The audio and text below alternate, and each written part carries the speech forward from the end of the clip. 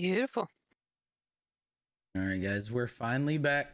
It's been a couple weeks, well, roughly a month that we've been around. We've had a lot going on.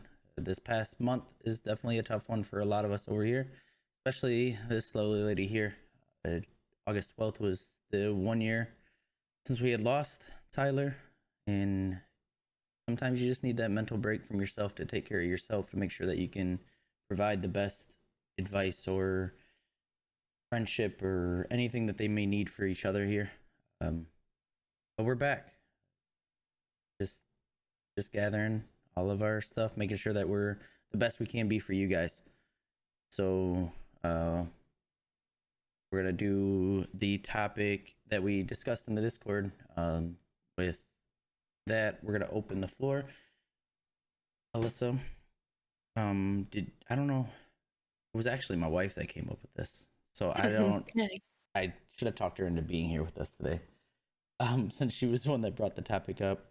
So it is going to deal with individual stress, anxiety, and pressure for growth, and also with the side topic of chaos theory.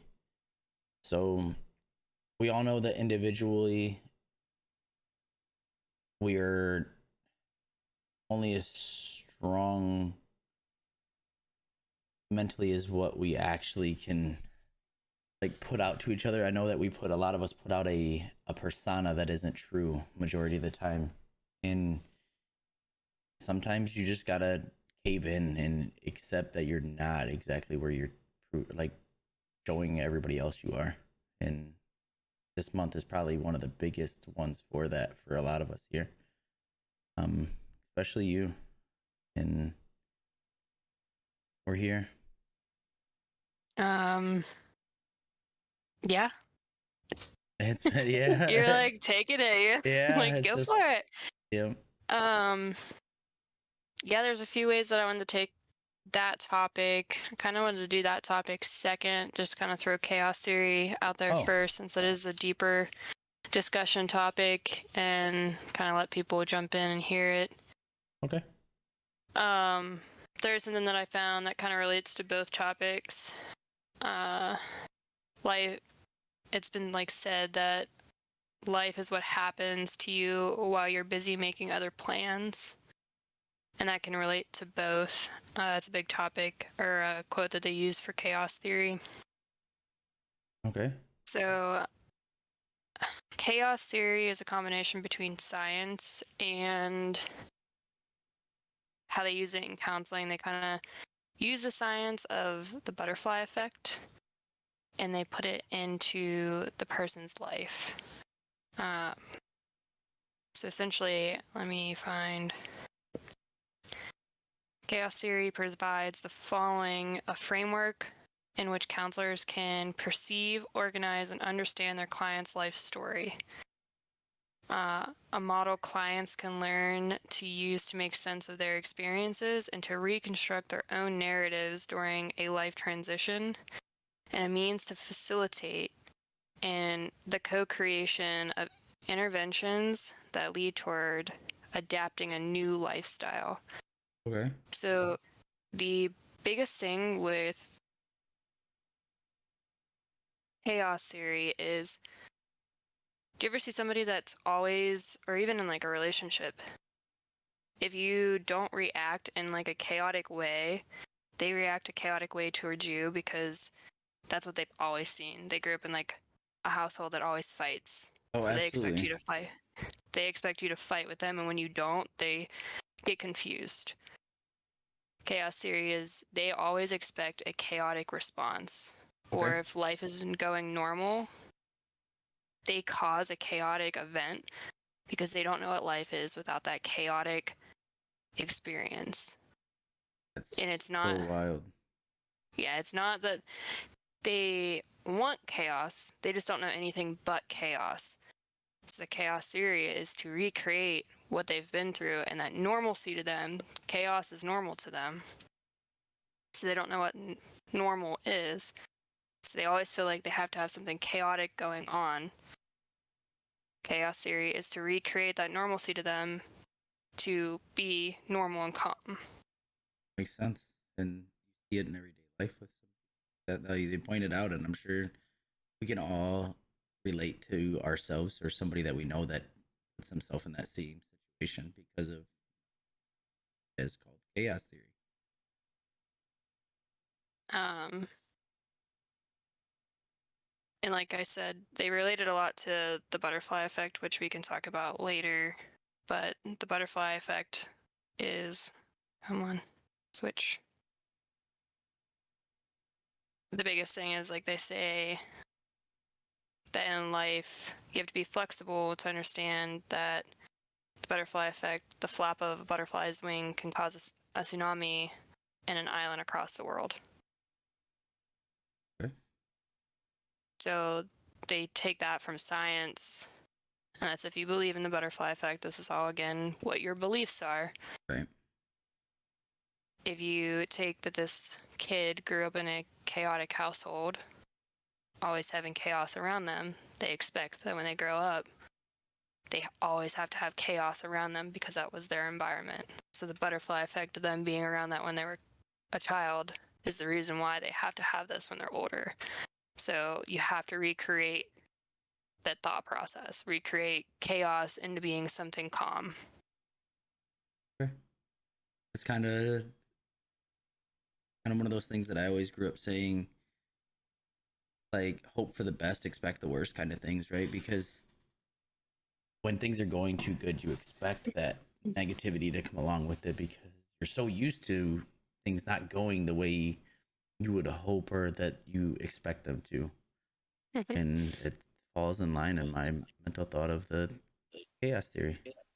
It's a little bit of, it's like a slight part of the chaos theory because you are expecting something bad to happen instead of, because a lot of people don't understand that thought process. Right. Yeah. Honestly, I definitely relate to that. I see a lot of traumatized people living a life of chaos because they know nothing else. Mm-hmm. So there's a theory out there that people and counselors do use to try to recreate that person's thinking to pull them out of that. They always have to have chaos. Okay. I can see that. Just reach some common ground with them to kind of to help them and bring them out of it. See what kind of like PTSD and bring them Mm-hmm. into that point to where it gets them to react to it. Yep. It's okay that they're like that and they've lived their story, but let's help you get to a normal, get you to a calm. Right. Because it's not normal to always be in chaos. Yeah. That was pretty much all I had for the chaos theory. It's something new that I came across in school, so we might go further into it. But between the butterfly effect and the chaos theory, them intertwining, that is like a huge topic that people could go down a rabbit hole and really dig deep into it. I could see that. Yeah, my mind wandering, and it's just us sitting here talking about it. So, people probably didn't know there was such a like medical term for it or a theory that's behind it. So it really does make a lot of sense if you look back at some situations like that. It is like, because you hear about people in relationships are like, oh, I was being calm and my partner was like reacting crazy and telling me like they wanted me to yell back at them. It's like they need that chaos back because they don't know anything else. And it could be in any situation, just because you didn't react the way they wanted, it caused a trigger in them. Right. It doesn't make it necessarily okay, but it could be that chaos in their brain that's like, oh, why is this not normal to you? True. All right, now we can go. Oh, No, I'm just thinking. It's just like trying to. It's like creating those moments in your life where you came across them but didn't know exactly what they were, right? So now I know for sure, like you going through school, you're probably finding yourself relating to a lot more of the topics because you didn't realize that they were put into theories or categories of mental health because let's be honest, mental health hasn't been addressed in the past. It is now, and that's where a lot of us can say like social media is both good and bad, Mm-hmm. because it's just I'm a firm believer in social media for the good, but then there's so many negative things that it does to people. But one of the biggest things I have been able to do myself is help people with mental health before we started all this stuff. And I was thankful for that. And now that we're on the level where we are with this, and you and Jerry and Ben and Marks and Nader and all these guys that are pushing forward for this, it makes it a good thing. It was just relating to all that. I feel like, yeah. I mean, it is a very, like, I sat back and I thought of even moments for me where I did have those moments where I have lived a very chaotic life and I have caused chaos because I felt like it was necessary in that moment. And I've wondered why other people weren't. And, like, even in my counseling sessions, my counselor has brought up the chaos theory to me. And until recently, I've just kind of ignored it. And I'm like, I don't know why she's bringing up chaos theory to me. Like, but it sparked that I actually texted her and I was like, hey, we should talk more about chaos theory.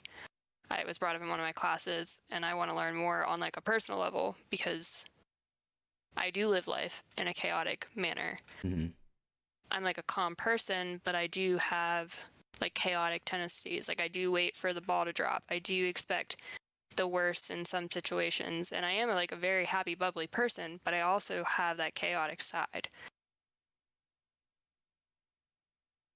Me too. That's why I just like when you're in a crazy situation, you feel like yourself is out of control and you're expecting that in response. Like, I feel in control in chaotic situations. I feel out of control in calm situations. and that's where it I can relate to, because when things aren't going exactly how we planned in that chaotic moment, when we create them, we then lose what we felt like we had in control, because then people aren't reacting what we expected in chaos. Mm-hmm. So when they're calm and collective, you're kind of like, why? What makes you better than me in this moment? So what can I do to bring it back to where I'm in control? But it shouldn't be like that. And that's why I said chaos theory makes a lot of sense now to me. Yeah. Or if like a chaotic situation happens, I tend to be the calm one in the chaotic situation. Like if I didn't plan the chaotic situation, I tend to be the calm one. And everyone else seems to be like on fire running around and I'm like, "Oh, this is fine. It's chaos." And I operate well in chaos. I can sit and I can Is that chaos or is that pressure for you? pressure and chaos are two different things. Right. That's why I And asked. I operate well under both. Okay. So, because in certain situations, like pressure is way different than chaos, but there is chaos inside of pressure too. Yeah. So, And I think I operate well under both. I tend to stay calm. okay. So, for relation to this, we had a 4th of July party. A little 4-year-old boy went upstairs to go to the bathroom of this house, and everybody was outside during the fire and fireworks and everything going on outside. And like, we'll call a draft of the wind shut the bathroom door behind him, and it slid the lock down. So the kid was freaking out. No one was in the house. Everybody's outside, and he can't get out. Well, the closest thing to him was the second story window. So this kid is opening the screen and he's screaming, and then he's about to jump out the window. Well, in natural instinct, people went to where he was going to land or where he's going to think they're going to go. I didn't go that way. I went up the stairs. I ran up the stairs and kicked the door in. Pulled him. I like caught him as he was jumping out the window. And like in my mind, I didn't think any other way. So to me, that's why I asked like pressure versus chaos. Because in pressure, I think logically, I think quickly, and that's why it's two different things to me, and that's why I just want to make sure. Well, I mean, I guess like in that sense, I'm usually the one that would have been doing what you're doing. But Right. after that, when everything calms, then it hits me. When everything's calm, it hits me afterwards. Yeah. So, and then we don't process it at that time. Mm-mm. We process it afterward when we finally are trying to put the pieces of the puzzle of what happened so fast. And then we're like, but why was I the only one like that? And we don't understand that. So, Mm-hmm. And that's a deeper part of the chaos theory, and I'm mhm. not far enough along to even try to say I don't understand it, and that's So, why I've asked for more help of understanding it.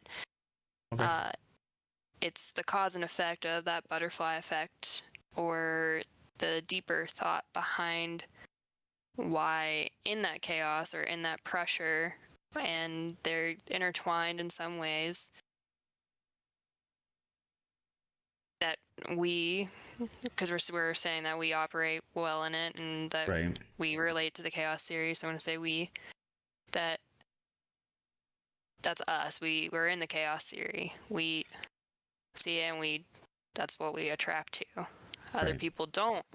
So it's something within the brain that, and it's not necessarily like the chaos theory is not necessarily a bad thing to have, because that like goes back into the fight or flight modes and different Crazy. things. Again, It's all all these topics intertwined. are intertwined that we keep bringing up weekly. So, yep. It's learning to control it though when it's not needed. Right. Then that's where a lot of people Is struggle. Yeah, it's that self-awareness of like, in this moment I don't need the chaos. Like, I don't need to be able to operate like the chaos is not needed right now.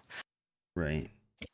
We had a couple of comments from Punisher. He said, I grew up with the violence and alcohol. That's all I knew. I thought it was normal to be in chaos, fighting, drinking, complete violence or distraction. The butterfly effect is true. He goes at just 10,000 miles an hour.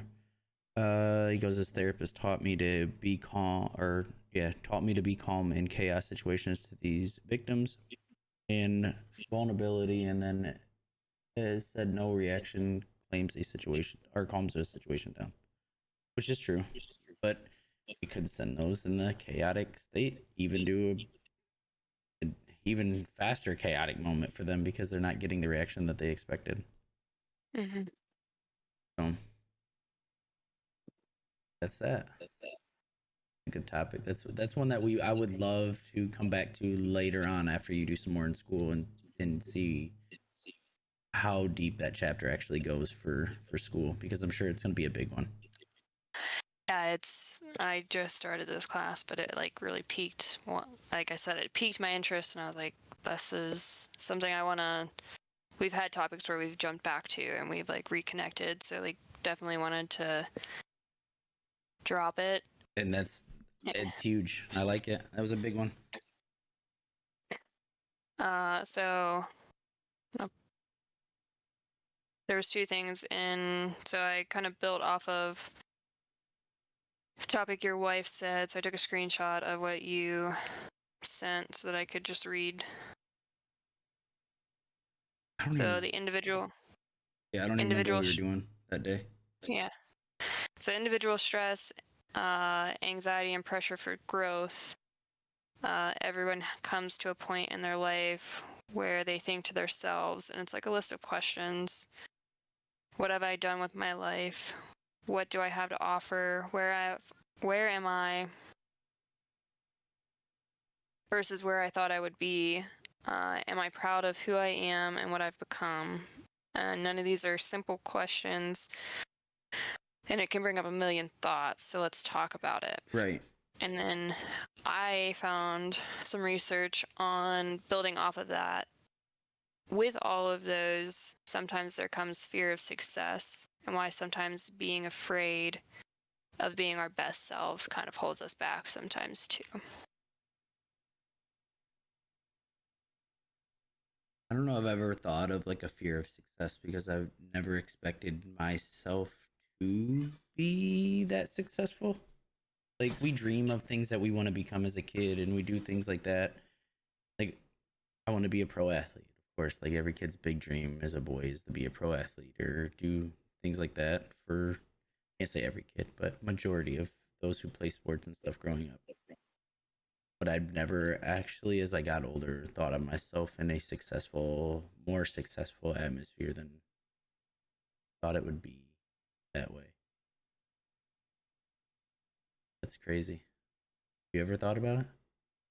The fear of success. Yeah. Um, I have actually. There's a lot where it's like I start going so far into something and I actually pull myself back and I'm like, wait a second. It's never actually stopped me from going, but it has slowed me down because I've Okay. had to get my perspective of where am I going with this? Because I am somebody who's like headstrong. I'm just going to keep running forward. And then I like get somewhere and I'm like, whoa, what if I actually do make it? Like, what does this mean to me? Like, what am I going to do with it? Right. Um, you look like you're reading. I am. We had in life, the smallest things we have achieved should be the ones that we are proud of and successful to have achieved. And then we have clip. This is, I think I experienced the opposite. I put so much on myself due to a fear of failure. I grew up as And then, seeing, I grew up seeing nothing but me or the consequences of what failing in life becomes from my parents and siblings. So even the smallest failures hit me like a tank. And that's probably something else that you've read in there. They go hand in hand, right? yep. And that's it. They can play, and typically that's what keeps me going. So then I have that little step back of what does this mean to me and where am I going to go from here? That fear of failure is what like keeps me going. I just pick that path because everywhere you're going, there's like a path you can take, and that's Right. why when I hit that fear of success, it's like, where do I want to go with this? Like, why am I actually doing what I'm doing? I'm not running just towards a brick wall and not knowing what I'm running at. And that's where my fear of success usually comes from, because it's like I'm starting to get to a point where I'm losing sight of what I was actually going for. And then I take a step back, and what keeps me going is that fear of failure of there was a point in what I was doing initially. So can we use, we'll say what we're doing right now, the organization as one of those fear of failure or successes things? Yeah, Is there's so much gravity towards both of them. right. And that's why it's it's big for me that we can do as much as we can, but we're like it's hard. It's hard to get going. It's hard to know where to start when you've never done anything in this area first. So basically, the only thing that we can do is consistency of trying, right? So finding new paths to do things. Like I said, I wanted to reach out and the paid advertisement on Facebook. If it helps us gain like traction to reach more people, then it's worth everything that we're doing.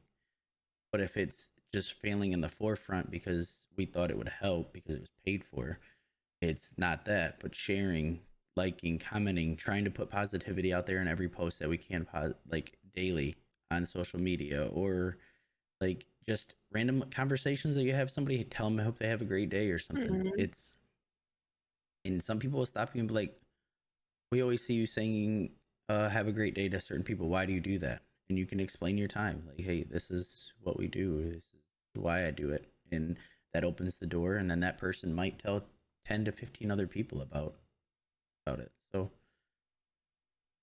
it's the fear of failure for me, more or less, that I see that clip said that I've I'm in a situation where my dad owns a business and he pushes me every week to want to take over the business, but my fear of failure is not being as good as what my dad did in that business and making it what it is, if not more. Do I know I could succeed? Yes, but it's while my dad's still here, if I was to fail while he was around, the fear like of how he would feel is more to me than running a successful business every day. And that's a little bit of like a fear of success, because the definition of fear of success is achieving something new, so that'd be taking on the business, Right. but being incapable of sustaining it or may suffer because of it. hand in hand. So, touche.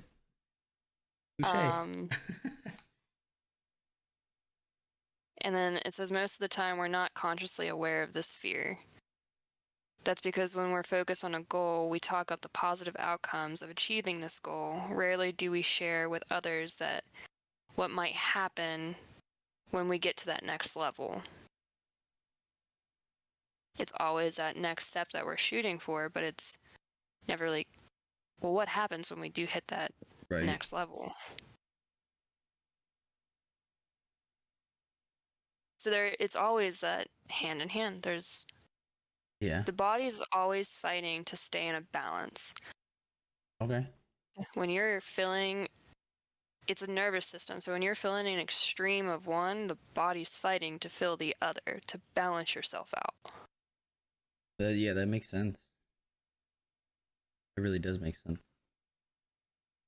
And I think that's where a lot of well, back to chaos, right? If they're not feeling one, they're looking for the other. So, and like with that, it's like 6 ways fear of success shows up in your lives: avoidance, procrastination, trying to perfect it, quitting, self-sabotage, and self-destruction. okay. Avoidance, I think, is one of the biggest ones, and then self-destruction, another. People don't want to face something, they run. That's avoidant. Mm-hmm. And how do you identify the fear of success? Anxiety, guilt, and it has like little paragraphs underneath, but it says anxiety, guilt, discomfort, pressure, lack of motivation. And those are...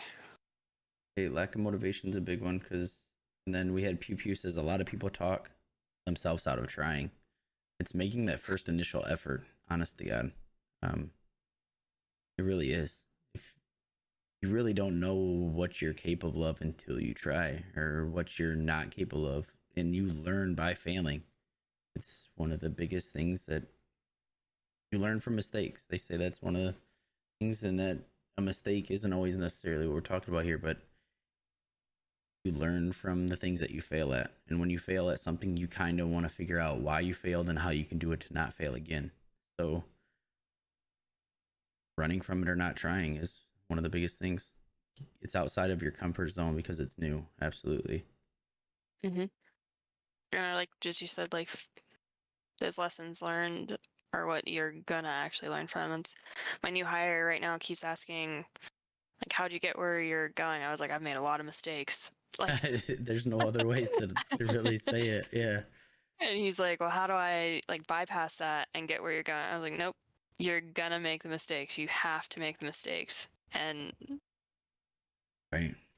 Like, you're gonna learn from me by teaching you, but you're also gonna make your own mistakes, and the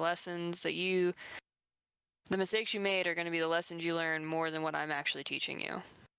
And if you look at them not as mistakes but as like lessons, you'll get a lot farther, because it's not necessarily a mistake if you learn from it and you change the things that you can control in that situation to make it better.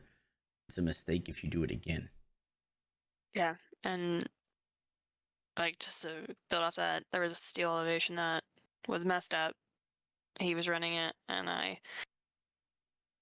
we had to go down and fix it, and he was so worried I was gonna be mad. And I was like, it's fine, it's fixable, we're good. Cool. Wow. He like beat himself up about it, and I was like, well, you're never gonna make that You'll know to look for it again. Yeah. Yeah, you're never gonna make this mistake again because you just learned your lesson, and that's it. Yeah. You said, I think the first step to conquer a new adventure in life is very hard for a lot of people. Most don't have something to fall back on, so they outthink the situation. And then he used an acronym: fall or fail. First attempt is learning. So that's a good one. I've never heard that before, Pew. Thank you for sharing that one. So first attempt is learning. It basically. Yeah, I'm gonna put that on my phone. Yeah, that's a good one. And that's exactly what it is. Your first attempt is learning. So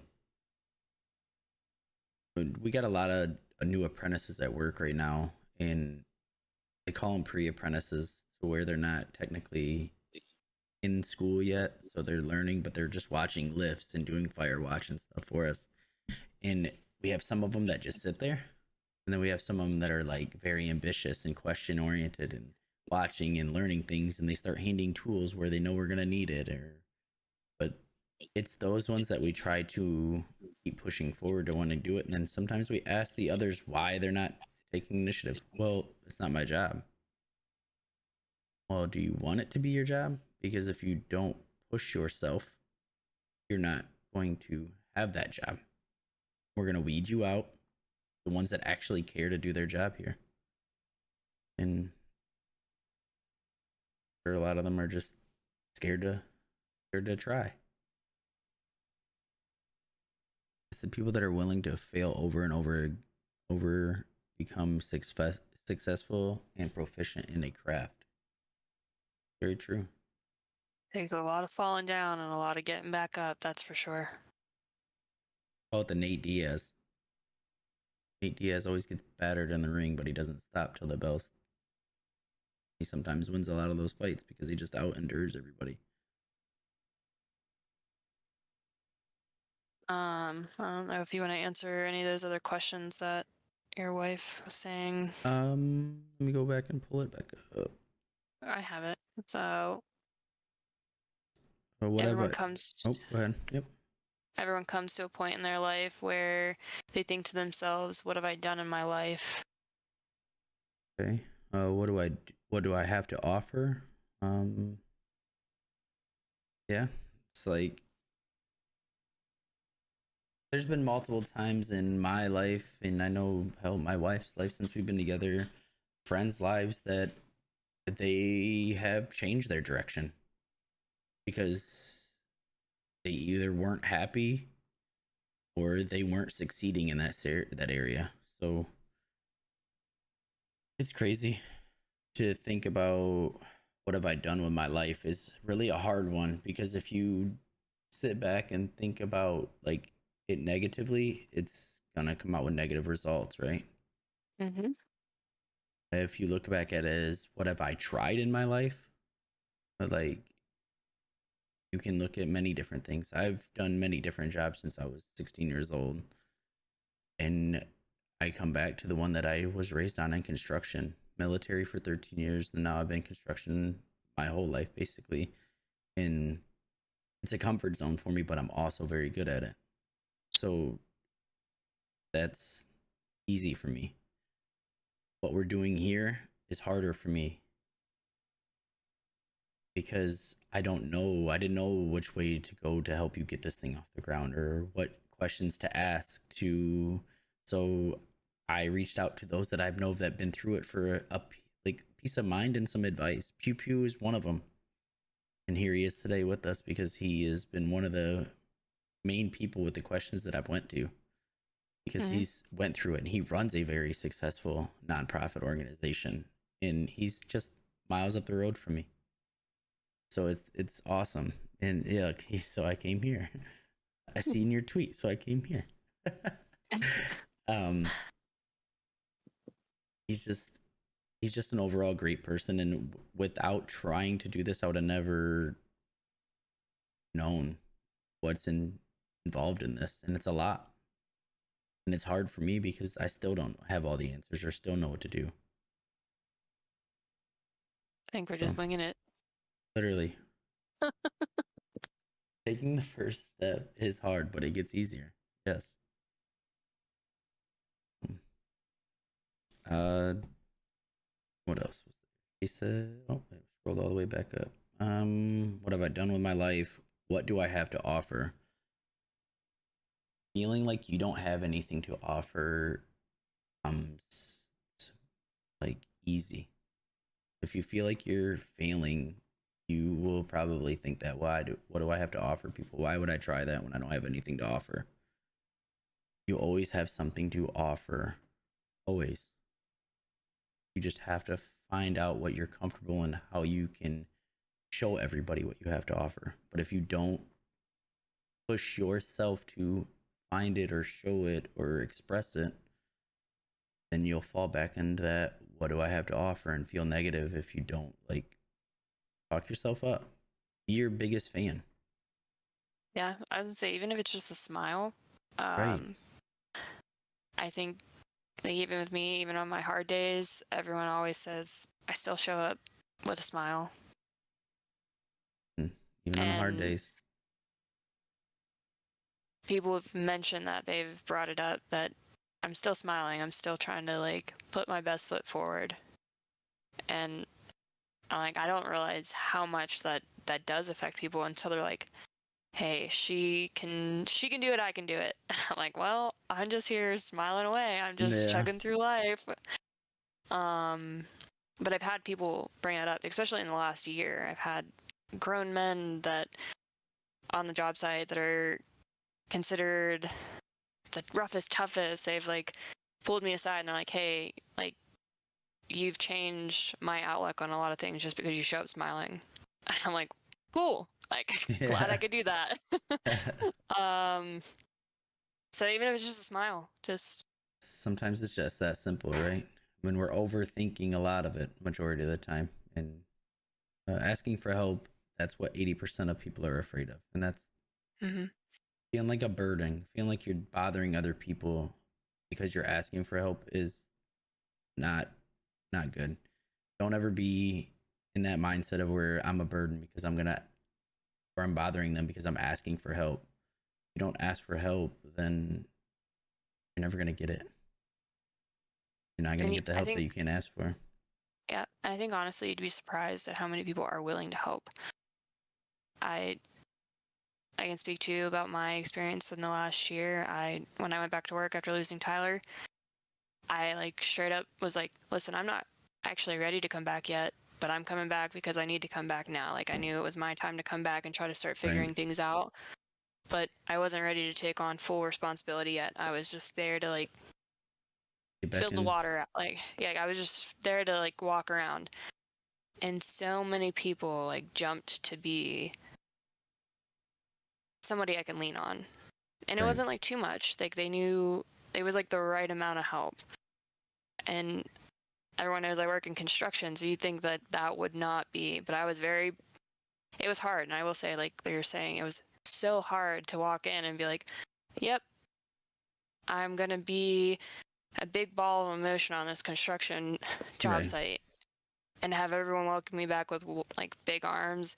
And they're like, yep, it's okay. We're here. We got you. It was just like, I was shocked. I was like, wow, they actually do. So sometimes when you take that step and you ask for help, you get so much more help than you ever thought you're going to get. Yeah.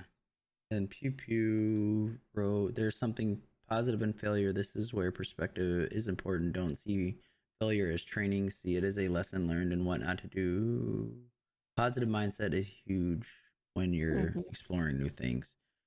It's hard to show up when you think you're going to fail all the time. I don't show up to fail. I show up to learn." Yep.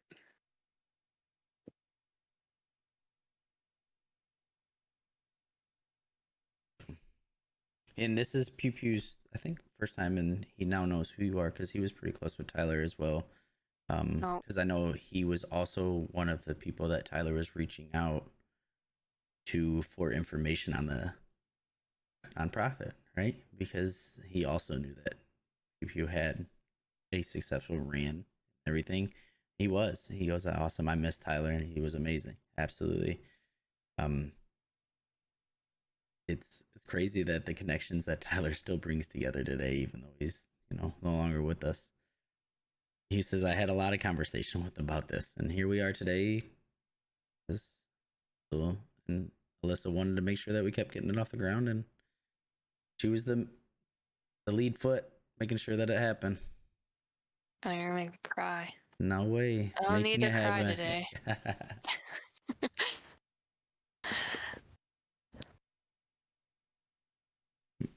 So then we touched that topic. The questions. Oh, am I where I thought I'd be? Um, Again, this is where you have to have a real thought on it. If you thought this is where you'd be 10 years ago, I would have told you I'm a damn liar because I never thought I'd be where I am today. If you asked me 10 years ago, I'd still be in the army, still loving the military, but no, I'm definitely not where I am. Mm-hmm. Um, I know this is definitely not where you seen yourself 10 years ago either, probably. Oh, well, 10 years ago, I was still a sophomore in high school, so Oh, touche. definitely not. Thanks for reminding me. Yeah, just for the But no, yeah, this is slight, definitely not where I slight. thought I'd be. He goes, your husband took me hostage in a game, stripped me naked in a shed, and danced on me. For that's why we became friends. That doesn't surprise me at all. Uh, he brought a lot of joy and laughs to a lot of people, and that you should be proud of. And God, is that not a lie? The man's job, like whenever he was around, just was to bring smiles and laughs to everybody that he could. Whether he knew you for 5 seconds or 50 years, it didn't matter in that sense. He treated you the same, and he was just true and genuine. And he made me laugh. He made me laugh till I cried most of the time. So for myself,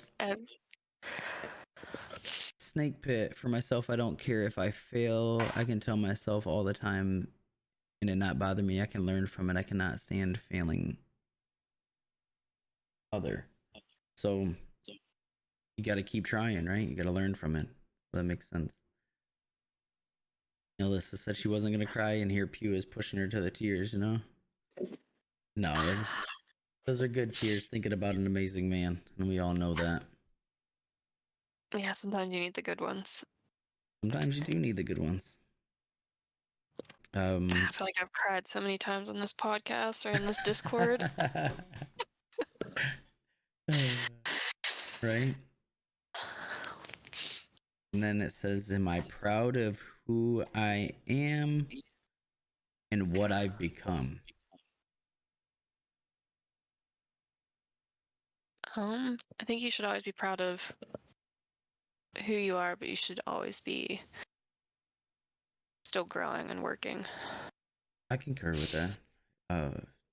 Being proud of what, hell, even making it this far, of like just learning so many different things and so many different aspects of life. And Alyssa reminding us that some of us are older. We've been through like a couple more years of chaos. And I don't know. I just told my wife, and I've been telling a few people this lately. I am probably mentally in the best spot I've been in over 10 years. And it's more or less actually learning so much about myself still in these last couple of years. And it's crazy to think about that. Thought I was so good all those times when I knew I wasn't. And I told myself that I was. And many of those times I wanted to give up because I played off that I was so much better than I really was. And I wasn't happy. I wasn't feeling myself, and I was lost. So a lot. Go ahead. I was saying, I think just like acknowledging that you know the difference now from burying and hiding the fact that you truly weren't happy, and now you know that you truly like are, and you're working on it, and you're Right. like taking the steps and learning about yourself truly. I'm becoming not only a better version of myself, but I'm becoming a better father. I'm becoming a better husband, becoming a better friend, like better worker. It just I've grown so much in the last 6 months, and it starts with just being real, being honest. If you're not real with yourself, you can't be real with other people. And a lot of that has come through us doing these bi-weekly podcasts and like self-revelation of everything going on and the topics, and actually being knowledgeable on the things that I was facing that I had no clue what they really were. Chaos theory, something else I learned today, but has been a big part of my life, my whole life. We talk about like the ADHD and PTSD and all this stuff. it keeps tying itself more and more together. And I know it's helped me a lot, and I hope that the more we do this, it can help even more people. So wild to think that during this time we were reaching out to help other people, but it was helping one of the screens that, or one of the faces that's on the screen every time.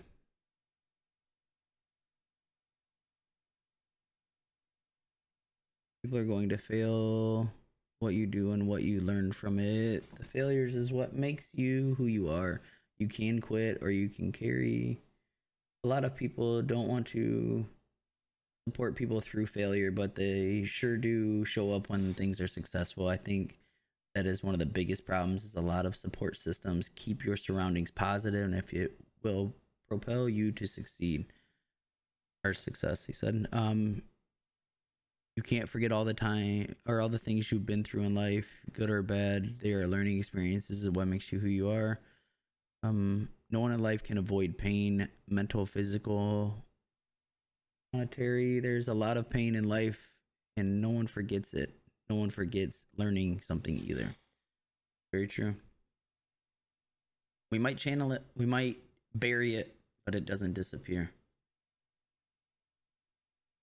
And that's one of the things that we talked about is like hiding and avoidance, right? You can hide from it, you can run from it, but it doesn't disappear.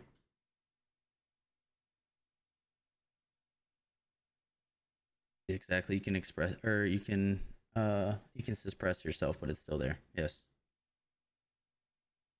So where else? What do we got here? This is a topic. So am I proud of who I am and what I've become? Yes. I am. I as a kid doing what I do now, I wouldn't be like, "Oh my god, that's a life I chose and that's a dream I was going to live." No, but from what I came from to where I am today, I'm very proud of what I've become, the person that I've still transforming into and growing into. Growing is the biggest thing that you can do as human. And if you stop growing, then mentally, physically, everything, you know. I'm still learning. Still want to do more things, and I don't know where the limit stops or where I stop because I don't really want to. So I want to keep pushing forward, and this is one of the biggest things for me is making sure that we can reach out to people with mental health. Now that I'm finally learning so much about myself, I want everybody else to feel what I feel in the last couple of months. It's just amazing. There is hope. You're not alone. We are here. It says it on the page every day. We can't help you. We'll try to find somebody that can or something that can.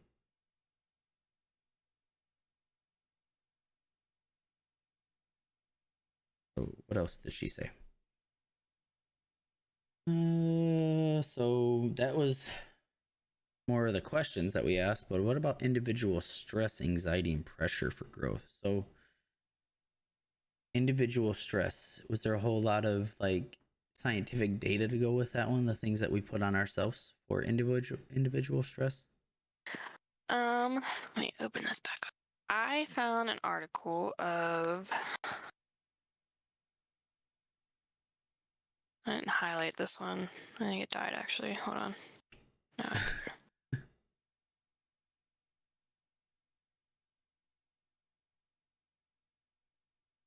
This is the one I found interesting, of letting go of the myth that pressure drives performance.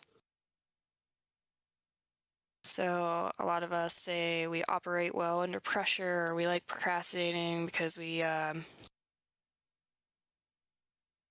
do better that way. And I'm somebody who says this, and so I'll call myself out on it. I'm somebody who says it, and it is scientifically proven that it is unhealthy for you, and you should stop doing it. Okay. It says to deliver high, or to be able to deliver like high performance stuff, you want to avoid that procrastination or high pressure situation. You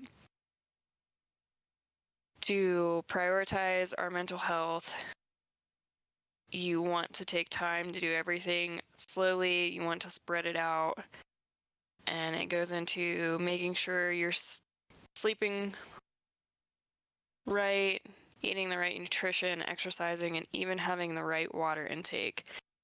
So the stress that you're talking about right there, so like individually, it goes down to even like charts and graphs of avoiding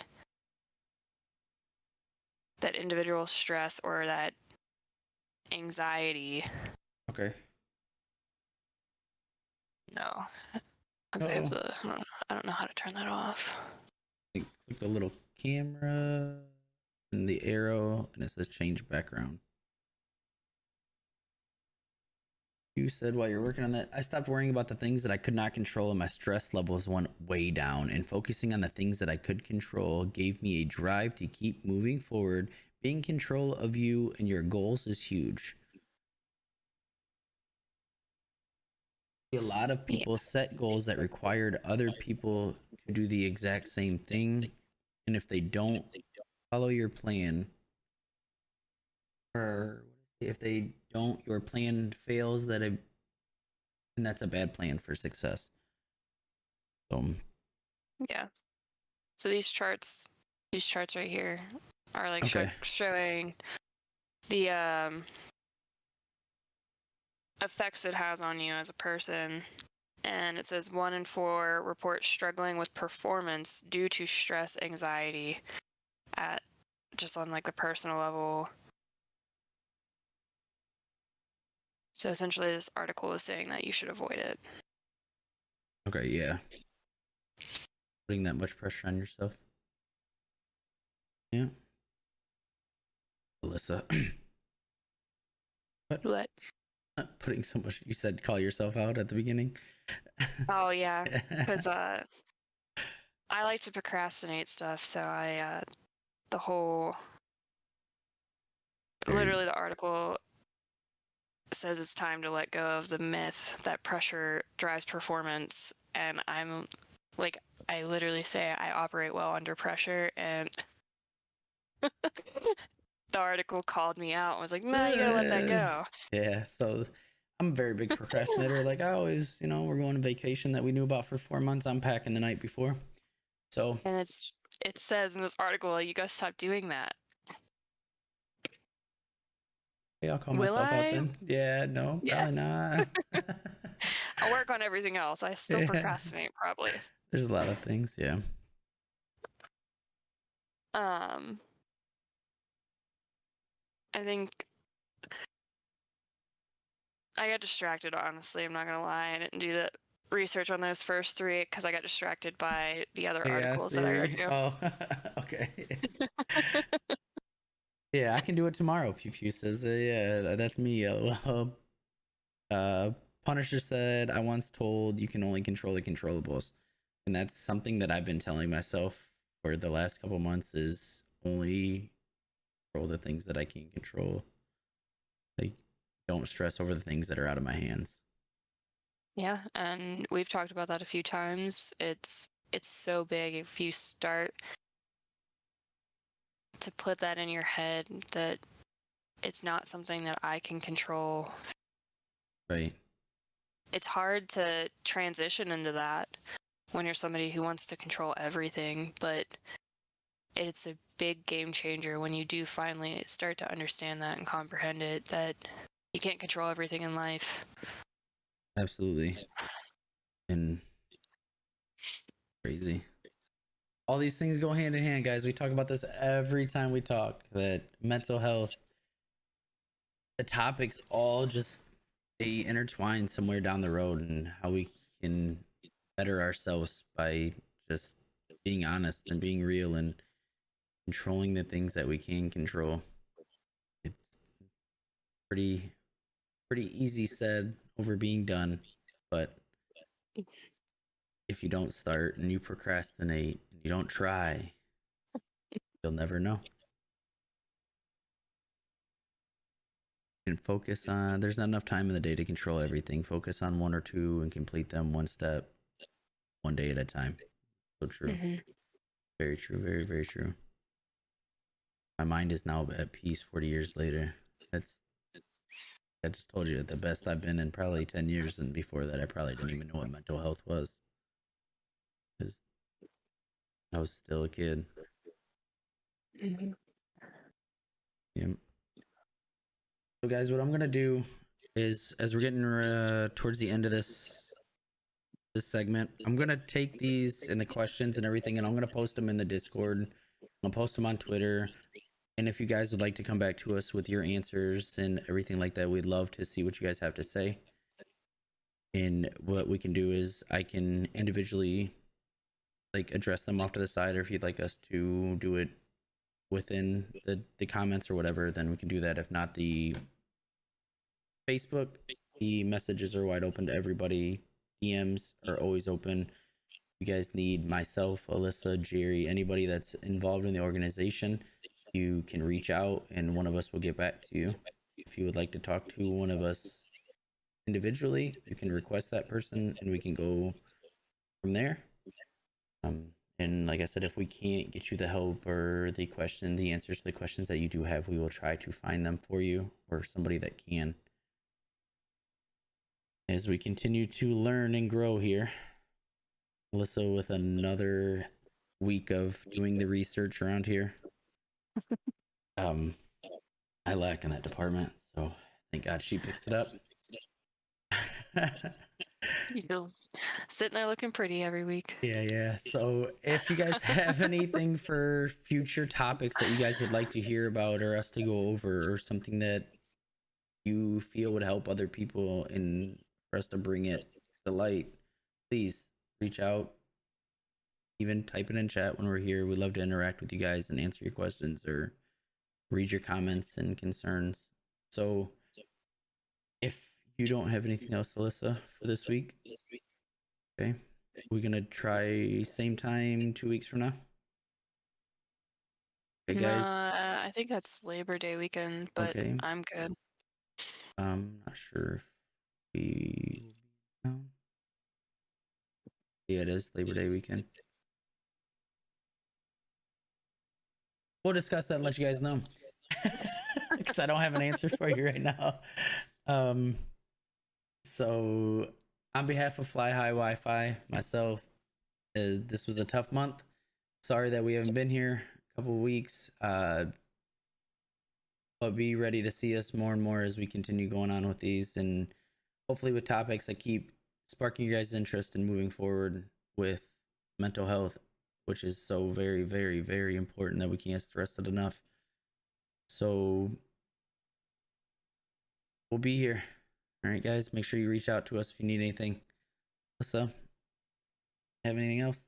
No. All right, guys, thank you. We'll see you guys soon. Bye. Bye.